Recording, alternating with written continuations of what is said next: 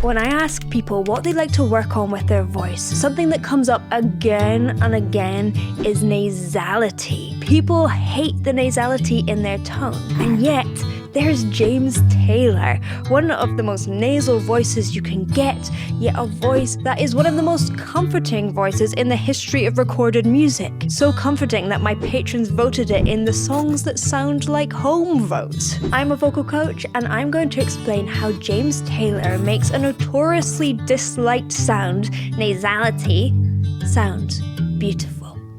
I wrote this tune. This next one right here. I've devised a little whistling introduction for it. I hope you like it here. Dog. It's so interesting because his speaking voice has a lot of nasality in it. That's part of it. In my mind, I'm gone to Carolina. Beautiful. Can't you see the sunshine? Well, can't you just feel the moonshine? And ain't it just like a friend of mine to hit me from behind? Yes, I'm gone to Carolina in my mind. Karen, she's a silver sun. You'd best walk her way and watch it shining. Watch her watch the morning come. A silver tear appearing now. I'm crying, ain't I? Said I'm gone to Carolina in my mind. It is so beautiful. Why does it sound this good? To understand this, we need to understand what nasality actually is, and there are two bits of anatomy that you need to know. First of all, surprise, surprise, it is the nasal cavity, which is the space behind your nose. To make a nasal sound, the air moves out of the nose through that nasal cavity instead of the mouth. A way to find out if you're doing it is to sing a note and then to pinch your nose.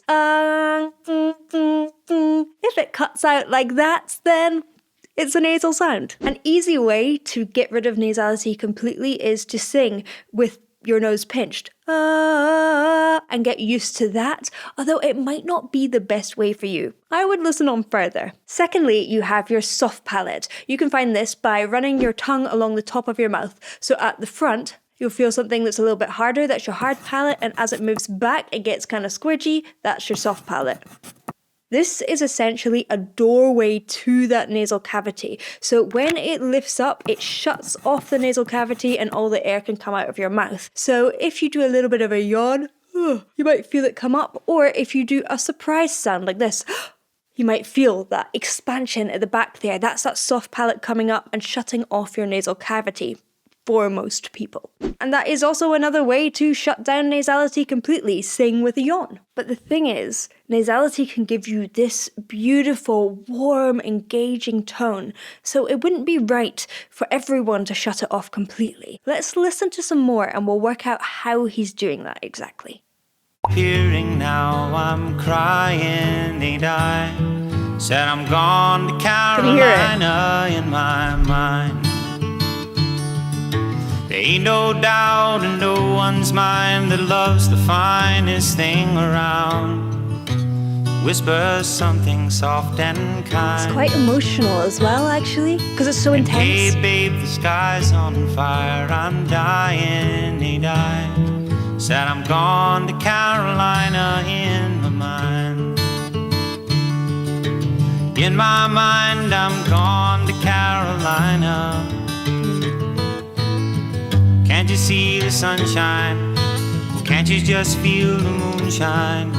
And ain't it just like a friend of mine to hit me from behind? Yes, I'm gone to Carolina in my mind. Okay, so why is this just so beautiful and so engaging? Let's start with what makes nasality sound bad. First of all, I want you to make a really nasal sound, like a baby crying, or a witch You might feel at the back that soft palate is in fact raising, your tongue might be tensing a little bit, but your soft palate might not be raising enough to shut off the nasal cavity. What it's doing is making it smaller and a tighter space. The smaller space you make, then the thinner the sound is, and that's not the sound we're looking for. What James Taylor is doing here is the opposite. He's keeping his soft palate relaxed and low. Think of that like a gentle sigh, as if you're going, yeah, the air's coming through your nose, but it's not squeezed. What that means is that he's making a bigger space inside his nasal cavity. Instead of a squeezed space, there's loads of space in there, and that makes the sound big and warm. The result is a sound that feels really uncontrived and natural, yet kind of zingy. It's like he's singing directly to you, and that intimacy isn't an accident. That is what this relaxed nasality can do to people's voices. But it does help in even more ways. Let's listen a bit further, and I'll talk about that in a moment. Yes, I'm gone to Carolina in the mine. Dark and silent late last night, I think I might have heard the highway calling. Geese in flight and dogs that bite. Signs it might be omens say I'm going. Yes, I gotta be going. I'm gone to Carolina in the mine. In my mind. Now with a holy host of others standing around. Listen to this. Still I'm on the dark side of the moon, and it looks like it goes on like this forever. You must forgive me if I'm up and gone to Carolina in the mine. Did you hear that flowing phrase that went higher into his range there? It was absolutely beautiful. Now with a holy host of others standing around me. So right now, what you're hearing is actually one of the most difficult places in the voice to sing in, yet it sounds effortless. And this is partially because his nasality is an ally for him, not for everyone. This area of the voice is a little bit of a balancing act. When we sing, we have different registers. So one of these registers is called chest voice, and that's where we speak. So hello, hello, hello. And another one is called head voice. So if you make a little owl sound like hoo, hoo, hoo, hoo, that is your head voice. They feel really, really different. But what he's doing is balancing somewhere in between these two sounds. And for a lot of people, this means that it cracks and breaks and gets really, really wobbly. His, fluid as can be. What people normally do when they get to this area of the voice is that they tighten up, they squeeze, they push more air. But because of that relaxed placement of his soft palate, he doesn't tighten up at all. One important caveat though is that we all have different anatomy, we all have different nasal cavities, we all have different jaw shapes, and this works really, really well for some people. For some people it makes their voice a little bit unstable, so try it out and see if it works for you and your unique anatomy. Before we move on, I'd love to know what you struggle with most in your voice. You never know, it could be the next video, so let me know down in the comments. And then we're going to work out how you can find out if nasality works for your voice.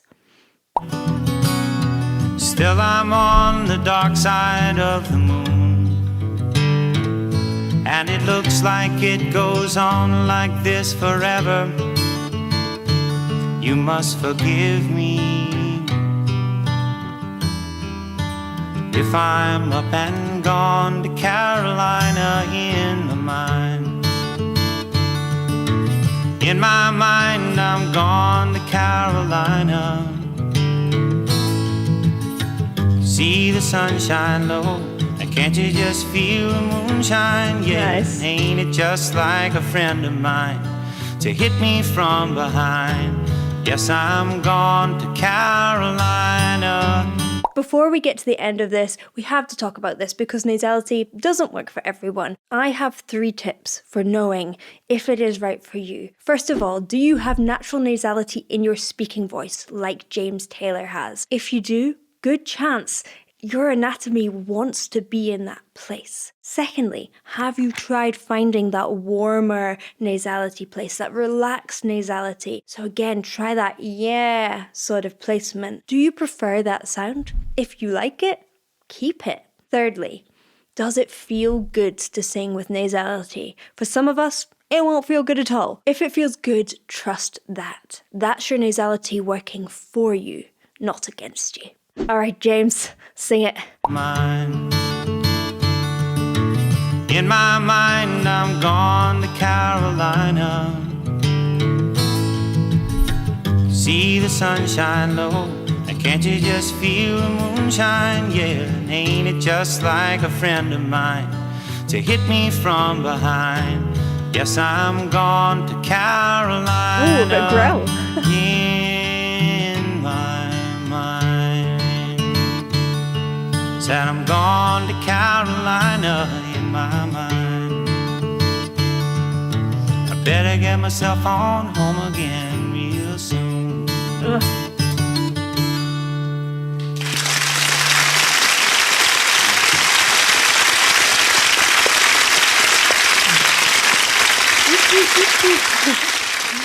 The King of Nasality. That is exactly what a voice that is fully itself can do. James didn't try to fix his nasality, he sang in the way that his voice actually works. And that is exactly what made his voice timeless. If you like this, you might like some of these. Thank you for watching, and I will see you in the next one. Bye!